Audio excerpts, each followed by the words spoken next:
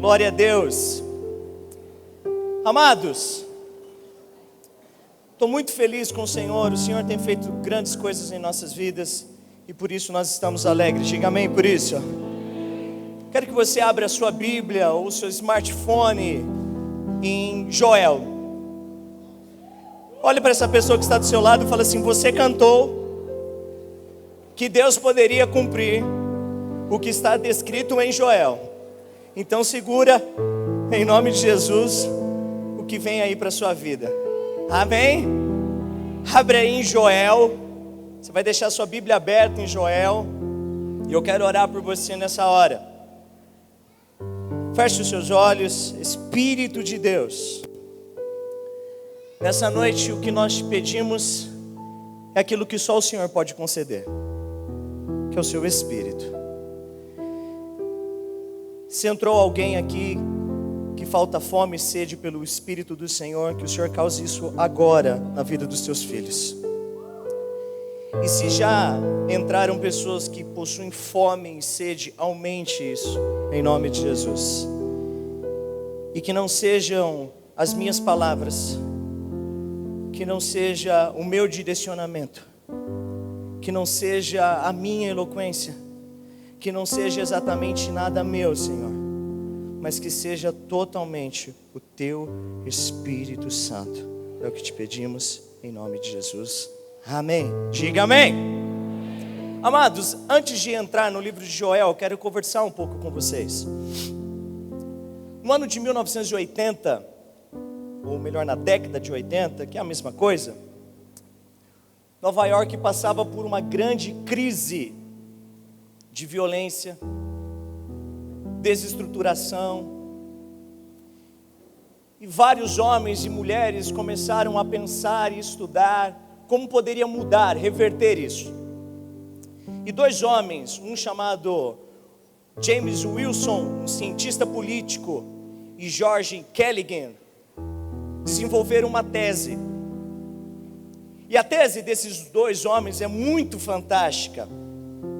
Eles separaram dois veículos da mesma cor, do mesmo ano, do mesmo modelo, e colocaram em dois bairros diferentes em Nova York. Um eles colocaram no Bronx, um bairro de periferia, e o outro eles colocaram num bairro chamado Palo Alto, que é um dos bairros mais ricos de Nova York. Para contextualizar, seria um bairro mais afastado, com uma criminalidade maior, e um bairro talvez não mais afastado, mas aqui mais próximo do centro e da região. E aí ele colocou os dois carros, na verdade eles colocaram os dois carros, e deixaram os carros ali e começaram a observar. Aquele que tinha sido colocado no Bronx, em poucas horas, quando eles olharam para o veículo, já não tinha mais nada, não tinha roda, não tinha banco, não tinha motor, não tinha rádio.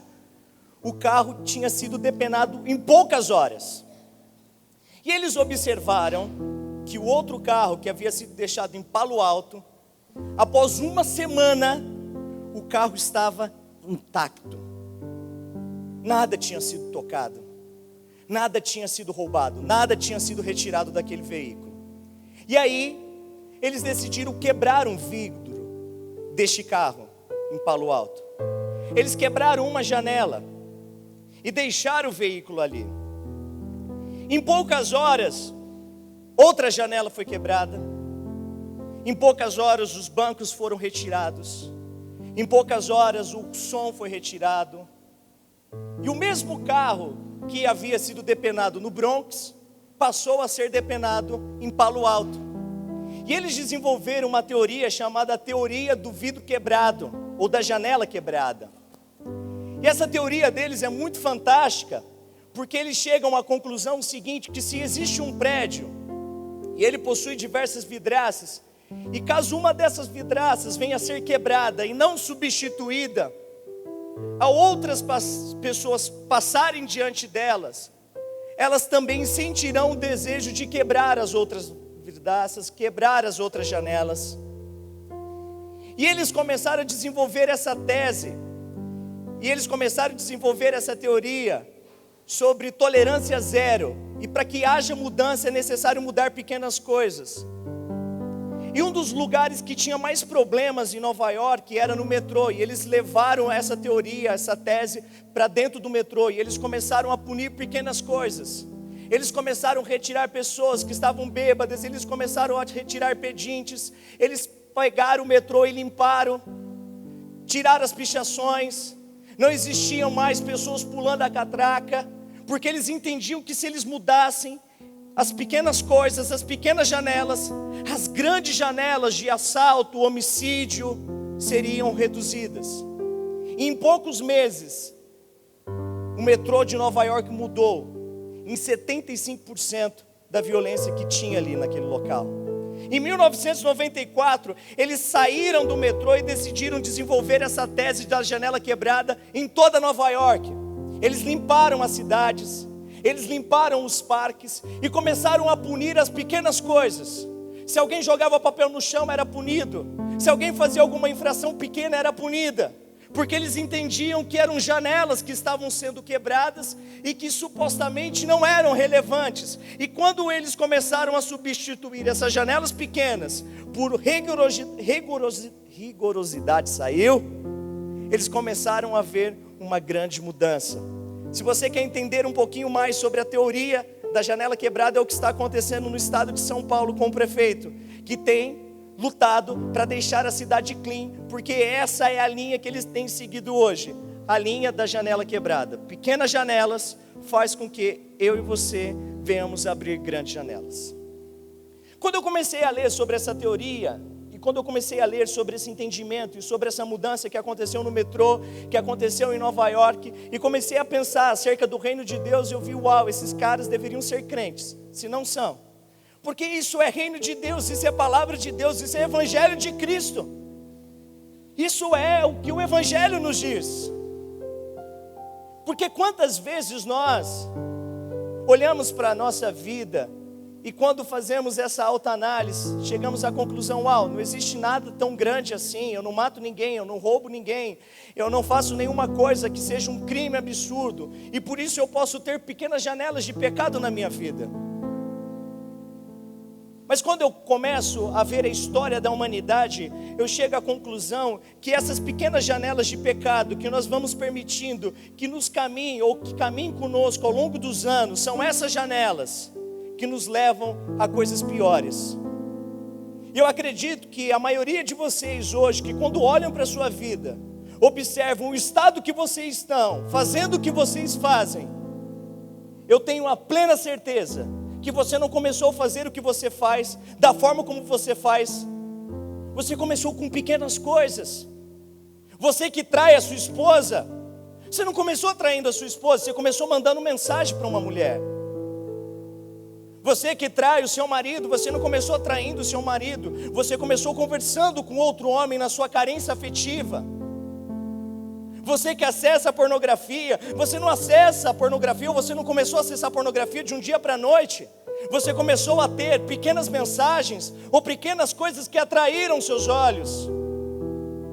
Você que mente, você que engana, você que faz tantas coisas erradas, você não começou isso de um dia para a noite, você começou com as pequenas coisas na sua vida. E essas pequenas coisas que você faz e que eu faço, proporcionam para nós coisas ruins e coisas maiores. Quando eu pego o livro de Joel, eu vejo Joel falando para uma nação que não começou a adorar Baal de um dia para a noite. Quando eu vejo o livro de Joel, um profeta que profetizou aproximadamente 2.700 anos antes do nascimento de Cristo, na verdade até hoje, depois do nascimento de Cristo, completa-se 2.700 anos. Eu não consigo ver o profeta Joel dizendo para uma nação que tinha começado a fazer grandes delitos, pelo contrário, eu vejo Joel profetizando para uma nação que tinha começado com pequenas coisas em suas vidas. Joel está dizendo para uma nação que tinha sido chamada por Deus, escolhida por Deus, sido marcada por Deus, contudo estava completamente apóstata do Senhor, distante do Senhor, em meio à prostituição. E naquela época a prostituição não era o sexo com outra pessoa ou com várias pessoas, mas a prostituição estava relacionada à adoração a outros deuses. Eu vejo Joel falando para aquela nação, dizendo assim, olha, vocês não se atentaram às pequenas janelas e permitiram que pequenas janelas fossem quebradas na vida de vocês, e o resultado dessas pequenas janelas é que hoje grandes janelas foram quebradas. E o resultado dessas grandes janelas quebradas é que a vida de vocês estão completamente quebradas. E eu sei que muitos de vocês aqui não estão com uma, nem com duas, nem com três, nem com quatro, nem com cinco, mas provavelmente com quase todas as suas janelas quebradas. Mas olhe para essa pessoa que está do seu lado e diz assim: que bom que você está aqui, porque hoje é dia de Deus consertar suas janelas em nome de Jesus. Por quê? Entenda, o porquê que Deus deseja que nós venhamos consertar as nossas janelas. Por que Deus deseja que venhamos ter os nossos olhos voltados para as pequenas coisas erradas que fazemos, mas também para as coisas grandes que fazemos? É porque o resultado do seu e do meu pecado afasta o Senhor, e o resultado de Deus se afastar de nós, coisas ruins começam a acontecer. Do verso 1 do capítulo 1, você começa a ver Deus falando ao coração daquele povo. Olha só o que Deus diz: o que o gafanhoto cortador deixou, o gafanhoto peregrino comeu. O que o gafanhoto peregrino deixou, o gafanhoto devastador comeu. E o que o gafanhoto devastador deixou, o gafanhoto devorador comeu. Verso 6 e verso 7. Uma nação invadiu a terra, poderosa e inumerável. Seus dentes são como dentes de leão, suas presas de leoa. Arrasou as minhas videiras e arruinou as minhas figueiras. Arrancou-lhe as cascas e derrubou-as, deixando branco os seus galhos. Olha só o que estava acontecendo. A nação se esqueceu de Deus na época de Joel. E bem nessa época foi enviado em todas as plantações de Israel gafanhotos. E esses gafanhotos eram tão poderosos que tudo que eles tinham a nível de plantação foi destruído, ao ponto que o próprio profeta relata que as cascas das árvores já não eram mais normais, pelo contrário, estavam brancas, porque os gafanhotos devoravam absolutamente tudo.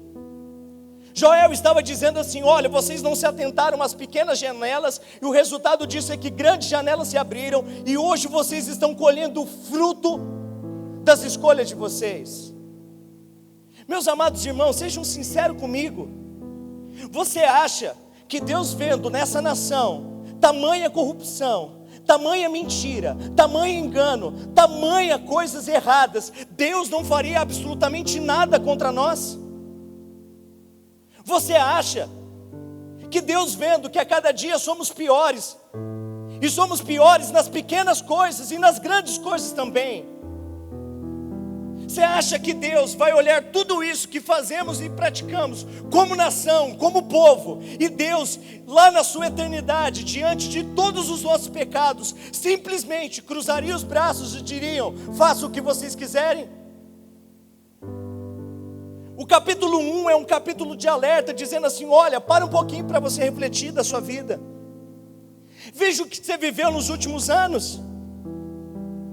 Veja o que você tem vivido no seu casamento. Veja o que você tem vivido nos seus relacionamentos, na sua casa, na sua família. Veja. E será que isso não é fruto das janelas que se quebraram ao longo dos anos e que você não as consertou? Joel admoesta o povo dizendo assim: olha, a terra está destruída. Eu enviei gafanhotos para destruí-las. Estou enviando uma nação. O verso 10 ele diz que os campos estão arruinados. Verso 11, a colheita foi destruída. Verso 12, a vinha e a figueira murchou. Verso 16, não existe comida. Verso 17, as sementes morreram. Verso 19, o fogo devorou as pastagens. Verso 20, não existia água e houve seca. O capítulo 1 é o capítulo do juízo de Deus. Em Joel você vai ler o dia do Senhor, que é o dia do juízo de Deus. E Deus estava dizendo para aquela nação: olha o estado que vocês estão. O texto diz, no versículo 20, que os bois estão clamando por água, porque não tem água para beber. Os pastos foram destruídos. A nação não tinha o que comer, a nação não tinha o que beber. E o que Deus estava querendo dizer para aquela nação é: eu estou empurrando vocês para que o coração de vocês sejam tratados das pequenas, das médias e das grandes coisas que você tem praticado contra mim.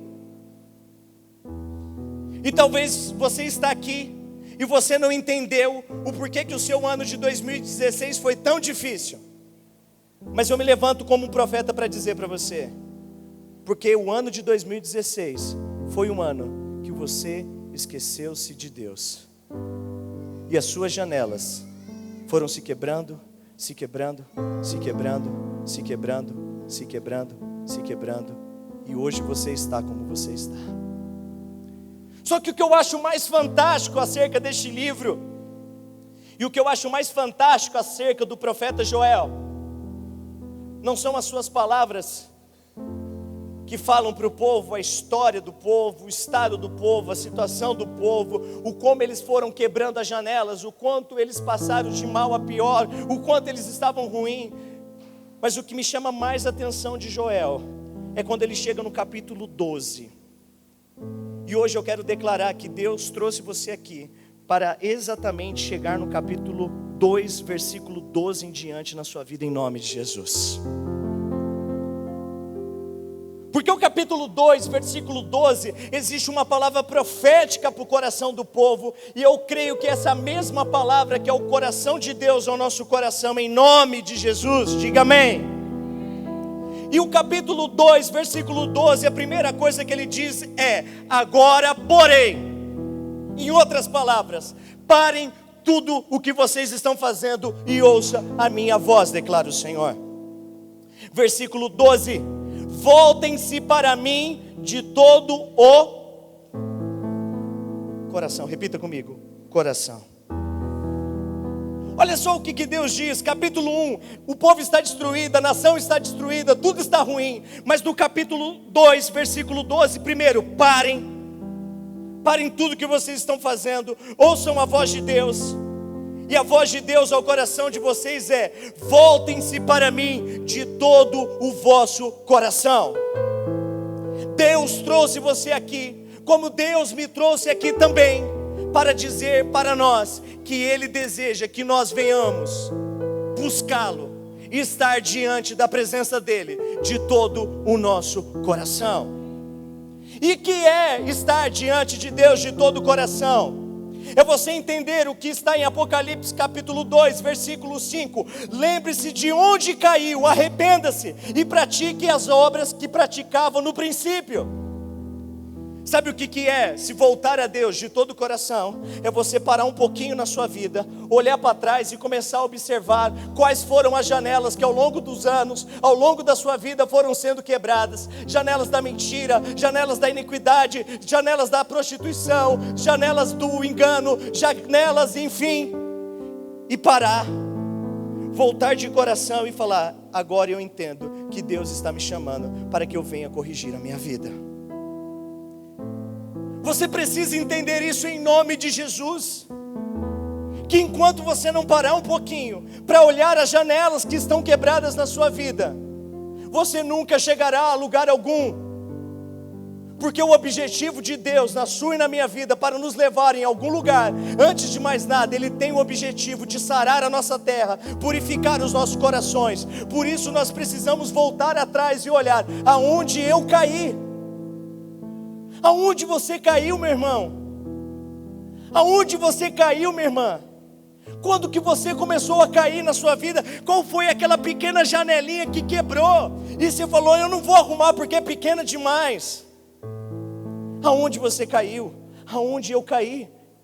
É isso que a palavra de Deus diz: voltem-se, venham para mim de todo o vosso coração. Deus não quer o seu domingo. Deus não quer a sua segunda. Deus não quer a sua terça. Deus não quer a sua quarta. Deus não quer a sua quinta. Deus não quer a sua sexta. Deus não quer seu sábado. Deus quer você inteiro. Deus não quer você das 19 às 21h15. Deus quer você das 19 às 18, às 17, às 16, às 14. Em qualquer momento Deus quer você.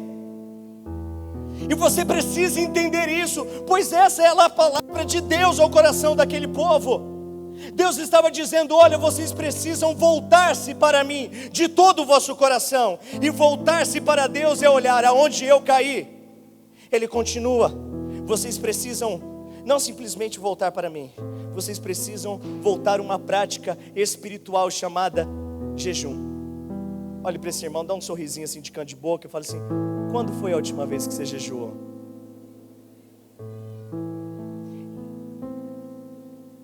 Joel diz isso: jejuem. Cara, deixa eu contar uma experiência. Desculpa utilizar uma palavra mais jovial, cara, mas quando eu me converti, me falaram que crente jejuava. E é verdade isso? Diga amém. É verdade que crente jejua? Diga amém. Amém. E falaram: crente jejua. E eu me lembro que eu fui de uma igreja, e na verdade eu converti numa igreja muito pentecostal, do fogo de Deus. Diga amém por isso. E quando eu me converti, eu vi irmão que sapateava, pulava, falava em línguas. E eu olhava para aqueles caras e falava: meu Deus, eu quero ser igual a eles. Porque era muito legal. E me falaram assim: ó, para ser cheio do Espírito Santo você precisa jejuar, você precisa buscar a presença de Deus. E eu me lembro que a primeira vez que eu fiz um jejum foi no dia da minha conversão. Converti na segunda, às 21 horas. Quando foi no outro dia, às 7:30 da manhã, eu comecei um jejum. E eu me lembro que o meu jejum foi em total, sem pão, sem água, sem café, sem almoço, sem jantar. Eu fiquei até às 18 horas jejuando. E novo convertido é uma bênção. Eu chegava na hora do almoço, falava: hoje eu não estou com fome e tal. Por quê? Porque eu estou de jejum. Queria que todo mundo soubesse. E eu me lembro que como eu entreguei meu jejum, eu entreguei em ótimo estilo. Comprei 2 bandejas de Danone, 20 pães, mussarela, presunto, refrigerante. Na época eu bebia refrigerante.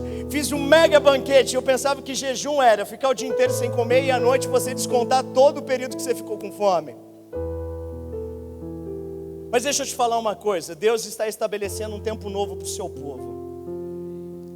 E o tempo novo que Deus tem para o seu povo, que é você e sou eu, é um tempo de fome. Fome não das coisas dessa terra, mas sim das coisas do céu. E fome das coisas do céu é o entender o que de fato é o jejum. Jejum não é emagrecimento. Jejum é quando você fala: eu preciso mais de Deus. E o jejum vai me ensinar o que é mais de Deus. E quando você jejua, quem tem o hábito de jejuar, diga amém. Quando você jejua, é impressionante, você fica com raiva. Eu fico com muita raiva. E essa semana eu briguei com a pastora. Uau, o senhor briga com a pastora de vez em quando. E eu briguei com ela e tal. Falei um monte de coisa por uma coisa pequena. E aí no meu coração dizia: porque você está com fome. Mas o meu espírito dizia: porque você está queimando quem você é. Porque o jejum é um momento que você queima quem de fato você é. E é quando você está jejuando é que você está revelando que você é um cara nervoso, que você é um cara estressado, que você é uma pessoa cheia de ira. Mas o jejum faz você queimar, em nome de Jesus. Olhe para esse irmão que está do seu lado e fala assim: amanhã é dia de jejum aqui. Mas qual é o propósito que eu devo jejuar, pastor Tiago? E a resposta está em Isaías capítulo 58, verso 6. O jejum que desejo não é esse: soltar as correntes da injustiça, desatar as cordas do jugo, pôr em liberdade o oprimido e romper todo o jugo. Eu quero declarar em nome de Jesus que você vai jejuar, porque toda a corrente que te oprimia será quebrada em nome de Jesus. E eu e você vamos fluir na presença do Espírito Santo de Deus. Diga amém, em nome de Jesus. E ele continua dizendo assim: olha, existe um tempo que Deus está chamando vocês, e consertar as janelas é voltar às práticas espirituais. E práticas espirituais é você jejuar. Práticas espirituais é você entender o que continua o versículo, dizendo: lamento e pranto. Você se lembra, fala para mim, de coração, quando foi a última vez que você chorou quando você pecou? Você se lembra disso? Porque a maioria dos homens que me procura, eu fico morrendo de raiva. Chega para mim e fala assim: pastor, eu traí minha mulher e eu vou perdê-la. A minha vontade que dá é falar assim: cara, você não entendeu nada da Bíblia, nada do Evangelho, você não está entendendo nada que a palavra de Deus diz. O seu problema não é com a sua esposa, o seu problema não é com o seu filho, o problema não é com a sua família. O problema é você entender que a sua aliança, antes de você ter feito com a sua esposa, antes de você ter feito com a sua família, foi com Deus que você fez. E você deveria estar chorando, não porque você vai perder a sua mulher, você deveria estar chorando porque você perdeu aquilo que você tinha, o seu compromisso, a sua aliança com Deus. Nós precisamos entender o que a palavra de Deus nos diz. E o ato de chorar é que você entende que o seu pecado não é contra a igreja, não é contra a church, não é contra o pastor Tiago, mas o seu pecado é contra Deus. Nós precisamos ser a igreja que chora quando erra, que chora quando peca. Mas o nosso problema é que o tempo vai nos acostumando tanto com aquilo, que as lágrimas dos nossos olhos se secaram. Não existe mais lágrimas na igreja, não existe mais choro na igreja, não existe mais arrependimento no meio do povo de Deus. Contudo, eu declaro que no nome de Jesus, que essa palavra está no passado, não existia, porque no nosso tempo, na church, acontecerá em nome de Jesus. Um dos maiores dias que eu vi nessa igreja, o dia que eu falei, uau, Deus tem poder, foi um dia que um jovem chegou para mim, e esse jovem veio de um processo muito transformador do Espírito Santo. A mãe dele foi assassinada. Já contei isso 1 milhão de vezes, não custa cantar 1.000.001. A mãe dele foi assassinada, ele veio usuário de drogas para a nossa igreja. Mas Deus mudou o coração dele. Um dia ele chega para mim e diz, pastor, a maior alegria que eu tenho é que um dia o cara que matou a minha mãe se converta a Cristo Jesus da mesma forma como eu sou convertido. Só que quando ele contou a história para toda a igreja, ele disse, pastor, quem matou a minha mãe foi um drogado, que entrou lá e matou minha mãe estrangulada. E um belo dia eu estava no culto de jovens, ele chega para mim com lágrimas dizendo, pastor, eu pequei, eu errei, e eu queria que o senhor me desse a oportunidade de confessar quem eu sou, o meu pecado que cometi. E eu dei o microfone para ele no culto dos jovens, e diante de várias pessoas ele disse, olha, eu sou um mentiroso, eu menti, eu enganei vocês. Eu contei uma história dizendo que o cara que matou minha mãe foi um drogado, mas o cara que matou minha mãe foi o amante dela. Eu tinha vergonha de dizer que minha mãe tinha um amante. A história é trágica do mesmo forma, do mesmo jeito. Mas o que me chamou a atenção é que quando o evangelho entra na vida de um homem, quando o evangelho muda a vida de um homem, quando o evangelho volta a trazer lágrimas aos olhos dos homens, os homens não se contentam a permanecer calados diante do seu pecado e simplesmente dizer, me perdoa, mas quando o evangelho, o poder do Espírito Santo nos alcança, nós temos que declarar, eu sou mentiroso, mas em Cristo Jesus eu serei um homem verdadeiro. Aleluia. Aleluia. Joel declara uma palavra, consertar janelas é trazer a lágrima para os seus olhos, é você voltar a chorar, te ensinar o errado que homem não chora, te ensinar o errado que chorar é o tempo que você era um pouco menos convertido como você é hoje, porque hoje você chegou a um nível de maturidade. Chorar é declarar o seu coração diante de Deus dizendo, Senhor, eu me arrependo do que fiz. Deixa eu declarar algo para você. Deus está aqui e Ele quer ver suas lágrimas. Joel declara essa palavra profética para o povo. E é interessante, talvez você diz, pastor, mas eu não estou incluso nisso. Pelo contrário, Joel diz assim, reúna o povo, consagre uma assembleia, um ajuntamento de pessoas. Sejam os anciãos, pessoas mais velhas, as crianças, aqueles que mamam no peito, os recém-casados, todos, os sacerdotes, o pastor, os ministros de louvor, todos precisam buscar a minha presença e voltar às práticas espirituais, jejum, oração, choro, lamento e buscar a presença do Senhor. E eu creio que esse tempo está chegando nas nossas vidas, em nome de Jesus. Sabe por quê? Quando você olha para trás e vê que a sua vida, muitas janelas foram se quebrando, porque tudo começou com uma pequena janela. E hoje, quando você visualiza, todas estão completamente quebradas. E você diz, cara, eu não posso permanecer assim, eu preciso me voltar ao Senhor de todo o meu coração. E voltar ao Senhor de todo o coração, olhar aonde que eu preciso consertar a janela. Qual janela que está quebrada aqui na minha vida? Se são todas, eu vou substituir todas. Eu preciso voltar a práticas antigas de jejum. Eu preciso voltar a práticas antigas de oração, de choro e de lamento, pedindo a misericórdia do Senhor. Porque se a igreja fizer isso, se eu fizer isso, haverá um avivamento em nosso meio. E o avivamento descrito em Joel, verso 13: pois ele é misericordioso e compassivo, muito paciente e cheio de amor. Arrependam-se e não envia a desgraça.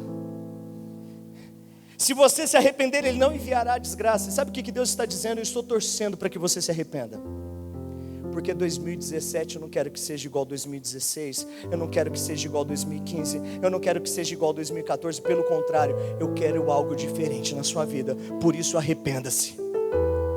Você já assistiu um jogo, que o jogo está quase acabando? Geralmente quem passa mais por isso é flamenguista, que quase nunca ganha. Ganhou esse último jogo, o cara fica lá, não, vai dar. Está 48 minutos, vai dar. E o negócio acaba acontecendo no Flamengo, que não dá mesmo. Mas o São Paulino não, vai lá, vai dar. E o negócio funciona, amém? Cadê o São Paulino? Amém, amém, Tony. Mas sabe aquela expectativa do 45 minutos?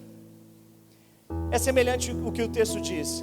A ira de Deus está derramada no meio do povo, ou direcionada para o povo, mas Deus está com aquela expectativa. O meu povo vai entender o Evangelho, eles vão no domingo, eles vão entender a palavra, vai ver choro, vai ver lamento, vai ver arrependimento, vai ter conserto de janela. Eu estou torcendo para que eles acreditem, para que eles creiam, para que eles mudem, para que eles venham a mim, porque eu quero exercer misericórdia e graça na vida deles. Deus quer exercer misericórdia e graça na sua vida em nome de Jesus. Olha para essa pessoa que está do seu lado e fala assim: você está entendendo isso em nome de Jesus? Fala assim: você está entendendo isso em nome de Jesus? Você está entendendo isso, pastor Judiel, em nome de Jesus? Olhe para essa pessoa e fala assim: Deus quer exercer misericórdia e graça na sua vida.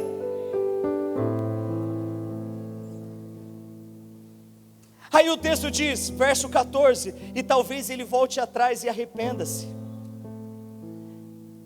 No mesmo verso 14 ele disse: e ao passar ele vai deixar uma bênção, assim vocês poderão fazer ofertas de cereal e ofertas derramadas para o Senhor o seu Deus. Sabe o que esse texto está dizendo? Verso 1, toda a terra foi destruída, toda a parte financeira do povo foi destruída.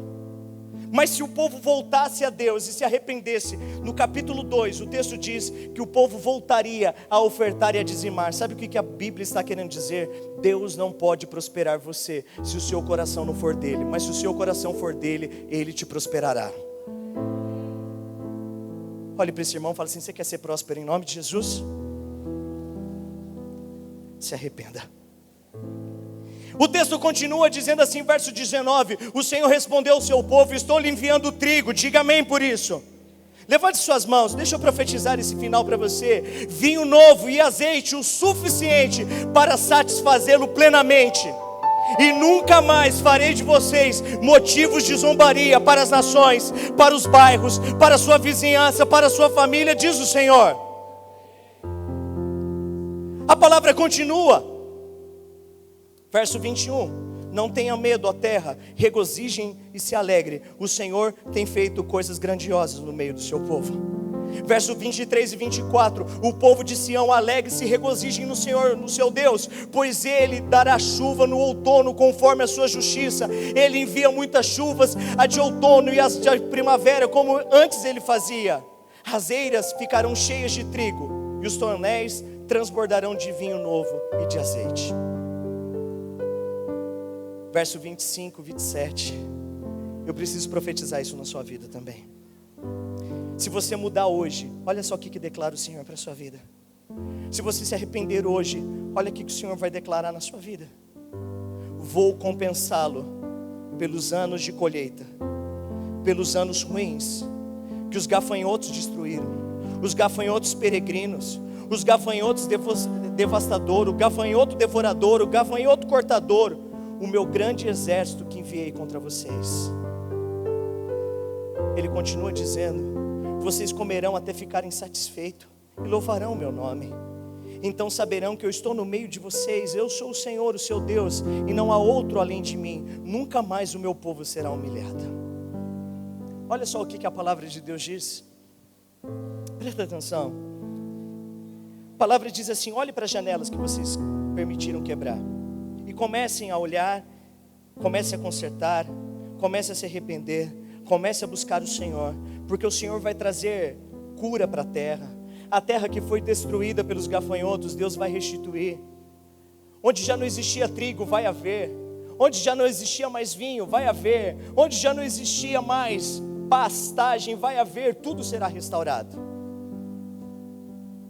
Mas o que eu acho mais surpreendente de Joel, e eu termino minhas palavras exatamente no ponto climático do capítulo 2. Na Bíblia judaica, o capítulo 2, do versículo 28 ao 29, é um capítulo à parte. E o livro de Joel, na Bíblia judaica, tem o capítulo 1, capítulo 2, capítulo 3 e o capítulo 4. Porque exatamente o capítulo 2, verso 28 e 29 é um capítulo à parte. E é esse capítulo que eu quero terminar minha palavra, declarando que o Senhor quer declarar para a sua e para a minha vida, se nós hoje olharmos para as janelas quebradas, substituí-las, se arrepender, jejuar, orar, chorar em arrependimento diante do Senhor, é exatamente isso que Ele vai fazer. E depois disso, depois de que vocês se arrependerem, depois que vocês jejuarem, buscarem a minha face e chorarem, depois que eu curar as coisas supérfluas da terra, da vida financeira de vocês, eu tenho algo superior e maior a fazer. Eu derramarei o meu Espírito sobre todos os povos. Os seus filhos e as suas filhas profetizarão. Os velhos terão sonhos. Os jovens terão visões. Até sobre os servos e servas derramarei o meu Espírito naqueles dias, declara o Senhor. Sabe o que significa isso? Se nós como igreja hoje nos levantarmos, algo acontecerá não somente na sua vida, não somente na sua família, não somente na sua vizinhança, não somente na sua cidade, não somente no seu estado, não somente no seu país, mas no mundo inteiro. E o que pode acontecer, e o que deve acontecer, e o que vai acontecer, eu creio que é o cumprimento cabal dessa palavra na sua e na minha vida. O Espírito Santo do Senhor será derramado em nossas vidas. E eu quero te levar a compreender isso, que o derramamento do Espírito Santo é algo que nós precisamos ter, porque através do derramamento do Espírito Santo, tudo, absolutamente tudo à nossa volta vai ser transformado. O país de Gales, em 1904, foi invadido pelo futebol. Tudo que se falava no país de Gales, em 1904, era futebol, futebol, futebol, futebol. As igrejas ficaram vazias, os estádios ficaram cheios, porque tudo que se dizia naquele país era o futebol. Não tinha outra conversa. Os bares se tornaram maiores, pois após as partidas de futebol, os bares eram convidativos, os prostíbulos se tornaram maiores. A nação inteira estava destruída, a nação inteira estava distante de Deus. Mas nessa época, se levanta um jovem chamado Evans Robert. E esse jovem, ao se levantar com 13 anos, ele começa a pedir: Senhor, envia o que está escrito na tua palavra em Joel, o derramamento do seu Espírito no país de Gales. Envia, Senhor, o teu Espírito, envia o teu Espírito, envia o teu Espírito, envia o teu Espírito.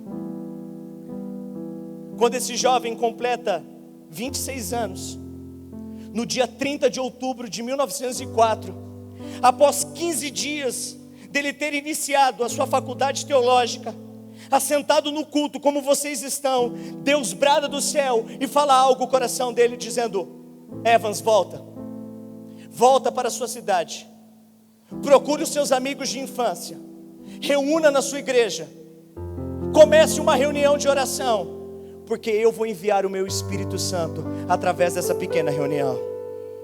Evans volta, reúne os jovens, começa a evangelizar, eles se convertem. No outro dia, na segunda-feira, eles começam a orar. dizendo: Senhor, envia o teu Espírito Santo sobre nós, envia o teu Espírito Santo sobre nós, envia o teu Espírito Santo sobre nós agora, em nome de Jesus. Na segunda-feira, as coisas começaram a mudar. Na terça-feira, na quarta-feira, na quinta-feira, na sexta-feira, a sua pequena cidade começou a ser impactada pelo Espírito Santo, e todas as igrejas naquela cidade receberam a manifestação do Senhor. Em apenas 9 meses, através da reunião de oração de Evans em sua igreja, pedindo: envia o seu Espírito Santo sobre nós, porque nós nos arrependemos, nós deixamos de lado tudo que é secundário para estar direcionado a tudo que é primário, que é o teu Espírito, Senhor. Os estádios começaram a ficar menores, os bares começaram a diminuir, os prostíbulos começaram a fechar. Em 9 meses, 100.000 pessoas se converteram ao Evangelho de Cristo. 100.000 pessoas se converteram ao Evangelho de Cristo, porque exatamente um jovem começou a orar na sua igreja todos os dias, dizendo: Senhor, envia o teu Espírito Santo. Cadê o irmão Claudiomar? Irmão Claudiomar? Cadê a chave da igreja? Me dá aqui a chave da porta da igreja.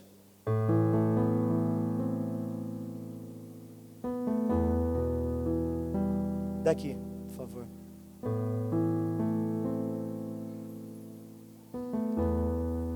A chave da porta da igreja está aqui.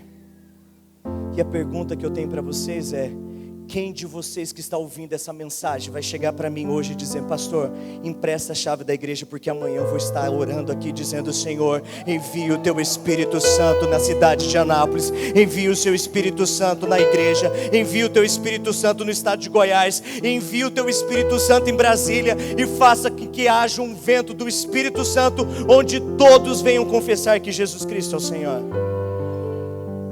Quem vai chegar para mim e pedir: pastor, empresta a chave da igreja, deixa eu vir aqui orar, pastor. Deixa eu ser o cara que vai dobrar o joelho e dizer: Senhor, não adianta eu reclamar do Brasil, não adianta eu reclamar de Anápolis, não adianta eu reclamar do estado, se eu, como servo do Senhor, não clamar por um avivamento na minha nação. Não adianta absolutamente nada, porque nós precisamos entender que eu e você temos o poder de mudar o mundo. Durante 40 anos, a Romênia esteve diante do regime comunista. E durante 2 décadas, um líder impiedoso, sanguinário, chamado Celso, dominou aquele país, subjugou aquela nação. E naquele país existia uma cidade chamada Timisoara, ou Timisoara, melhor dizendo, que possuía um pastor chamado Toderique. E esse pastor reuniu o seu povo, e a sua igreja tinha exatamente 80 membros. E eles se reuniram e começaram a orar, e eles começaram a ler a Bíblia. E eles não ficaram satisfeitos em decorar: o Senhor é o meu pastor e nada me faltará. Eles não ficaram satisfeitos em decorar: Deus amou o mundo de tal maneira que entregou o seu Filho unigênito. Eles começaram a decorar capítulos inteiros. Eles começaram a decorar livros inteiros. E começaram a orar pedindo: Senhor, envia a manifestação do seu Espírito. E esse pastor, Toderique, começou a se levantar naquela pequena cidade. Começou a ser uma voz profética naquela cidade, declarando que Deus cumpriria o dia de Joel. Até que um dia, o governo descobre as palavras daquele homem de Deus e decide enviar policiais até a sua casa para prendê-lo. Quando os membros da igreja ficam sabendo disso, eles decidem rapidamente ir até a casa do pastor, fecham a entrada da casa e impede os policiais de entrarem. Naquele exato momento, os policiais recuam e um jovem tem uma brilhante ideia de comprar velas entregar uma vela para cada um daqueles irmãos que estavam na frente da casa daquele pastor, clamando: Senhor, envia o teu Espírito, envia a sua manifestação, faça algo sobrenatural. E no meio da noite, eles com as velas acesas, em volta da casa do pastor, os policiais voltam com reforços, e quando eles voltam, eles começam a atirar, e o primeiro jovem que tinha levado a ideia das velas foi atingido na perna, foi conduzido até o hospital. Chegaram até ele e falaram: nós vamos ter que amputar a sua perna, e amputaram a perna dele. Uma das enfermeiras, após o procedimento cirúrgico, chega até ele e diz assim: valeu a pena você ter perdido a perna? Valeu a pena você ter passado por isso? E ele olha dizendo assim: valeu a pena, porque eu posso ter perdido a perna, mas a primeira vela que foi acesa foi a minha. Uma jovem que estava na casa dela, vendo aquela situação do pastor ser perseguido, da nação, durante quase 40 anos debaixo do regime comunista, durante 20 anos debaixo de um líder cruel, que tinha matado mais de 60 mil romenos, em sua pequena cidade, Timisoara, ela sai nas ruas e começa a dizer: Deus existe, Deus existe, Deus existe, liberdade, liberdade, liberdade. E aquela jovem sozinha, andando nas ruas de Timisoara, ela apenas dizia: Deus existe, Deus existe, liberdade, liberdade, liberdade. As pessoas começaram a sair de suas casas e começaram a gritar com ela: Deus existe, Deus existe, liberdade, liberdade, liberdade. A cidade inteira saiu nas ruas declarando: Deus existe, Deus existe, liberdade, liberdade, liberdade. Os gritos dessa jovem chegou na capital do país, e 10 dias depois, eles estavam na praça principal da cidade, com mais de 100 mil pessoas, diante daquele homem ímpio, declarando as seguintes palavras: Deus existe, Deus existe, liberdade, liberdade, liberdade. E exatamente naquele dia, ele caiu do poder, e foi estabelecido um tempo de avivamento na Romênia até os dias de hoje. Deixa eu te falar uma coisa. Sabe por que Deus está te chamando ao arrependimento? E eu termino minhas palavras dizendo isso: porque Deus quer acender a sua vela hoje, para que nós venhamos nos levantar como uma voz profética nessa nação e declarar: Deus existe, Deus existe, Deus existe, liberdade, liberdade, liberdade. Quando nós declaramos neste louvor: vem fazer o que nenhum homem fez, Evans, na Romênia e tantos outros lugares, eles viram isso, que nenhum homem podia fazer, mas Deus fez. A história não tinha visto ainda um país ser liberto, um país inteiro ser livre do comunismo em apenas 10 dias, com uma igreja de 80 membros. Mas eles viram, porque Deus enviou o seu Espírito. E a pergunta: você quer que o Senhor envie o seu Espírito na sua e na minha vida hoje? Você quer que Deus incendeie algo na sua vida? Você quer que Deus mude algo? Porque tenha certeza o seguinte: se Deus mudar você, tudo vai ser mudado à sua volta. Tudo, absolutamente tudo.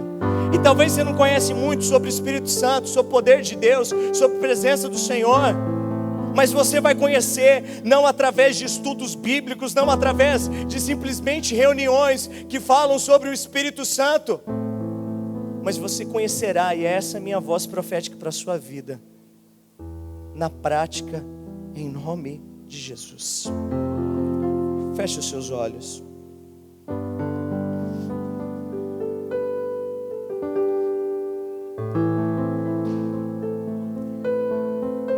Eu quero declarar que hoje existem pessoas que entraram aqui com as suas janelas quebradas, e que aos longos dos anos, muitas outras estão sendo. Ou quero também entender que talvez você entrou aqui e uma janela está quebrada. Mas hoje é o dia de você se voltar a Deus, se arrepender dos seus erros, se arrepender dos seus pecados. Hoje é o dia de você entender que é um tempo que o Senhor está nos chamando. Se arrependa daquilo que você fez. Volte-se para trás e veja onde você caiu. Veja onde que tudo veio a ruína na sua vida. Será que não foi na primeira troca daquela mensagem? Será que não foi que quando aquela pessoa passou diante de você e você deu uma atenção a ela que não deveria? Será que o erro não foi quando você entrou em um relacionamento errado? Será que a sua queda não aconteceu o dia que você desobedeceu o seu pai e a sua mãe, dizendo não saia da igreja? Será que a sua queda não foi o dia que você preferiu as coisas deste mundo, os amigos, pois afinal agradar os seus amigos era muito melhor do que agradar a Deus? Onde foi seu erro? Voltem-se a mim, declara o Senhor. Voltem-se ao Pai, declara o Senhor. Que haja pranto, que haja lamento em nosso meio, que haja choro, que haja arrependimento, porque é contra Ti que nós pecamos, Senhor. É contra Ti. É o Senhor que nós ofendemos com as nossas iniquidades, Senhor. Quando os olhos de ninguém, absolutamente ninguém, está direcionado a nós, são os momentos que nós entristecemos o Senhor. Por isso tenha de misericórdia de nós, Senhor, e vem fazer o que o Senhor fez em Joel, nos levando a esse total arrependimento. A perda de alguém não é justificativa para o pecado. O abandono de alguém, ou a palavra de alguém, não é justificativa para os nossos erros. Não é porque o nosso pai se esqueceu de nós, não foi porque a nossa mãe teve um novo casamento, isso nos deu o direito de pecar, pelo contrário. Por isso tenha de misericórdia de nós, Senhor. Não foi a oportunidade do ganho que nos possibilitou a pecar contra Ti, não, Senhor. É porque o nosso coração é mau e nós nos arrependemos diante de Ti. Mas aquilo que o Senhor disse, para que nós venhamos parar um pouco, consertar as nossas janelas, nós consertamos elas agora em nome de Jesus. Pedimos perdão a Ti, Senhor. Tenha de misericórdia de nós e venha sarar a nossa terra, venha sarar o Teu povo, venha sarar essa igreja, e não simplesmente sarar essa igreja, venha derramar do Seu Espírito Santo sobre nós. E aquilo que o Senhor fez ao longo da história do avivamento, faça sobre nós. E eu quero declarar aqui no nome de Jesus, que a resposta de todos os bairros de Anápolis está dentro dessa igreja, que a resposta dessa cidade está dentro dessa igreja, que a resposta desse estado está dentro dessa igreja, que a resposta de Brasília está dentro dessa igreja, que a resposta dos corruptos, da mentira, do engano está dentro dessa igreja, que a resposta da nossa nação está aqui, porque queremos ser incendiados pelo Teu Espírito Santo.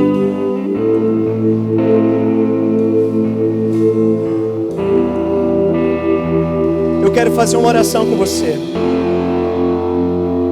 e só você, absolutamente só você, que quer ter uma experiência com Deus,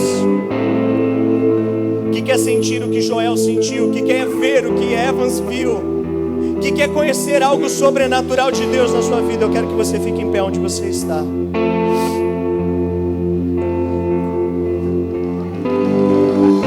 Feche os seus olhos. Não se preocupa se o coração começar a arder, se as suas mãos começarem a queimar, se os seus pés começarem a queimar. Não se preocupe se os seus olhos começarem a visualizar coisas que você nunca tinha visualizado. Não se preocupe se a sua boca começar a declarar palavras que você nunca pensava que seriam capazes de ser pronunciadas por você. Porque é um tempo do Espírito Santo em nós. Oh!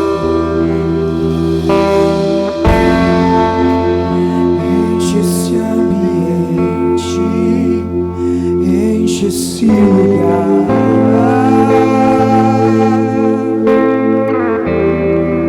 oh Espírito de Deus,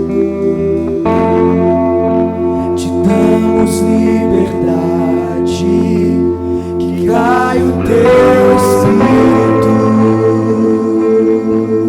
Será que você pode fechar os seus olhos? Esquece quem está do seu lado. Enche esse ambiente, enche esse lugar. Eu quero ter algo que eu nunca tive na minha vida, Senhor.